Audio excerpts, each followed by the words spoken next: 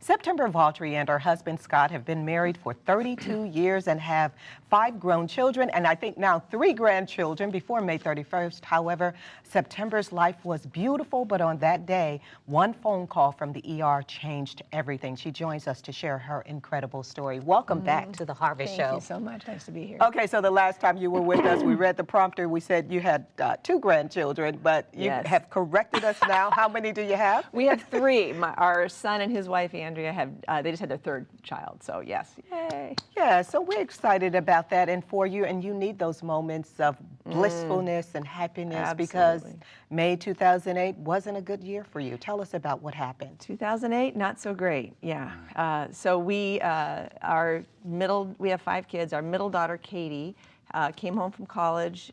She'd been home for about a month and left for work for her first day of her summer job. And on her drive to work, there was a violent car accident. We were to learn, they revived her at the scene. We went to the ER. 6 hours later, she was declared brain dead. And we were to learn the next day that the cause of her accident, we didn't really know what caused it, she swerved into oncoming traffic. Oh my. And there was this violent crash. Thankfully, no one else was seriously injured. But we learned the next day that she actually had a cerebral aneurysm that had ruptured in her brain. And that's what killed her. So I'd imagine you didn't know anything about this condition that she had. No, not at all. She would occasionally have a random headache like any of us would, but she never had recurring headaches or dizziness or vision problem. No symptoms, no noticeable symptoms. And so yeah, it was just completely out of the blue. She left for work, happy as could be, off she went, and then that was the last we saw her. You did something that a lot of people would find it hard to do, and that is you responded. God just gave you this revelation that He is good no matter what, and that this does not define His character. When you said that and I read that, I was like, wow, what did that do for you to know that God was walking alongside you, yet He could have allowed Katie to live, but did not. How did you reconcile all of that? Well, I mean, that is the philosophical question that has tortured people for millennia. You know, how can a good God let bad things happen? You know, there's that question. And at the end of the day, for me, and I can't prescribe this for someone else, everyone has their own experience, needs to walk their own journey, but for me, it felt very much like the evidence of God, His relentless goodness toward us through our church community that surrounded us, through friends, through strangers, through random weird circumstances that would happen that just seemed divinely orchestrated as a way to show kindness to us on hard days. In the end, I could not help but acknowledge His goodness. It will never make sense to me. I mean, there's all kinds of beautiful things that have happened through Katie's death, through her funeral, through the life exhibit we did for her. We get stories still today about how she impacted their lives. That's all great, and I mean that wholeheartedly, and I would take another day with my daughter over all that. I'll give it all back. Give me Katie. I think any parent would say that. I don't think God begrudges me that. At the end of the day, I know I'll see her again. I believe He is good and loving. I will not understand, I think, this side of heaven, how this was possibly a good plan. But I have a little human pea brain, and God is God who sees the scope of eternity. He sees the full landscape beginning to end. And I am at peace with waiting till eternity for this to make sense. And I'm not going to try to shoehorn it in and make it sound like, oh, well, because so many people came to Christ because of her death, and that's why God... No, for me, I hate it. I don't like that she died. I would rather God use some other circumstance to help those people. I want my daughter. But I know that I have a limited perspective, and I am at peace knowing that someday it'll make sense. When you were with us last time, and I encourage anyone watching today to see the first interview as well. So much powerful ministry that took place. But you mentioned that one of the important things was as a husband and wife, you and Scott, allowed each other to process this personally and not try to impose perspective or the process on the other person. Yes, absolutely. How did that work, and how did this affect your relationship at the time? Yeah. You know, it's interesting. So at the hospital, where Katie's been declared brain dead because she was an organ donor. We had about a 24-hour vigil where they're keeping her on life support, they're keeping her organs healthy, and all that, and getting the recipients ready for surgery. And we had our kids flying into town. They took a red eye from California. Our two older children, our daughter-in-law, our son Matt, our daughter Bethany, were in California. They were flying up overnight. So they land at 6:30 in the morning. We get to the hospital 6:30 in the morning. I never left the hospital. So we all spent the night, our younger two and Scott. So now we're all together as a family, finally gathered around our middle child, our middle sister. Yes. And we had this about 45-minute time together. And then Scott kind of pulled me aside and he said, I need to get out of here. I have to go bawl my eyes out. I'm going to lose it. And he's an introvert. He processes things innerly and he needs space to himself. And I looked at him and I go, well, that makes sense for you. I absolutely cannot leave my daughter. This is my little girl. I know she's brain dead. I know she probably doesn't know I'm there. But I love that body and I can't leave it. And he said, that makes total sense for you. We'll tag team this mess.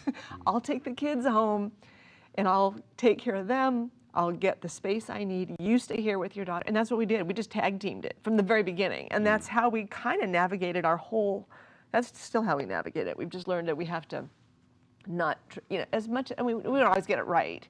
I think I've failed in that way more than he has, as far as like putting expectations, not just on him, but on the kids, like what it looks like to grieve the annual, her birthday or Christmas right, or right. And I go into that a lot in my book, just the ways that I fell short and how my grown children were very generous in helping me see the light.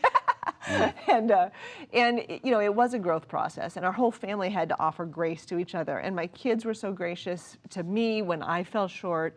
I think we tried to extend grace to each other. And grief is hard, and it's very complicated in a family. I mean, we all lost the same human. We all lost Katie. I have no idea what it's like for my son Sam to lose his big sister. I don't know what it's like for my husband to lose a daughter. And God knows for each of us what it's like, but I don't. And you say that grief definitely has changed you for, I guess, the better. Name a couple of those, and then I want you to tell me what this is that I have here in my hand. Oh, I will, yes. Okay. How it has changed me for the better. You're kind of asking me to say, tell me about your, Oh, no. How has it changed you? I'll leave it there. We go. How has it changed you? Because for some people, it's not good. For you, it may be differently. I mean, something different, and it's changed you in a different way. It absolutely has changed me. I hope that it has been for the better. I absolutely have a more certain understanding of God's presence and His character.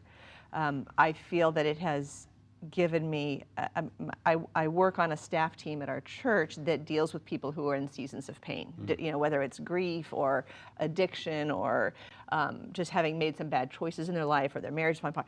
And I am drawn to people who are in seasons of pain. And that was not the case before. Like I liked happy, but now I understand the transformation that can happen when God meets us in those very broken places. That's when, He just shows up with both guns blazing. He's just so present, and He's trying to break into our story. And we see that all through Scripture, certainly, but experientially, I've had it happen in my life, and I've watched it happen in the lives of other people. So I'm very passionate about it. Okay, so hold this up for your camera right there and explain, because Katie was an artist. Katie was an artist. So she died at 19, but she was quite a prolific artist. She had already had a professional show. She had been in multiple amateur shows, and she was set to be a studio art major at Azusa Pacific University. And she left behind about 100 pieces of art. And this is a piece that she painted her freshman year. Hold up a little higher. There you go. Sorry about that. There we go.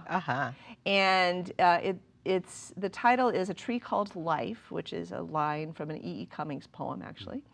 And I don't know what Katie meant by this particular painting. She did a lot of watercolors and she did a lot of nature pictures. But to me, when I look at this tree trunk, and you can see it's got some branches lopped off, it's all crooked, you can tell the wind has buffeted it over the years. Life has not been kind to this tree. Mm-hmm.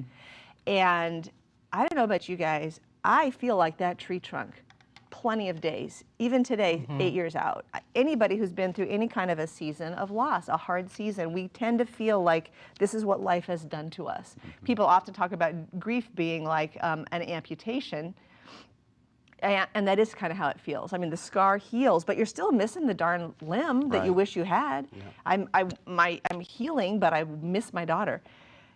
But when I look at the life that is bursting forth from these branches, it reminds me of the life to the full that God promises us, that Jesus spoke about in John 10:10, when he said, the thief comes to steal and kill and destroy, but I have come that they may have life and have it to the full.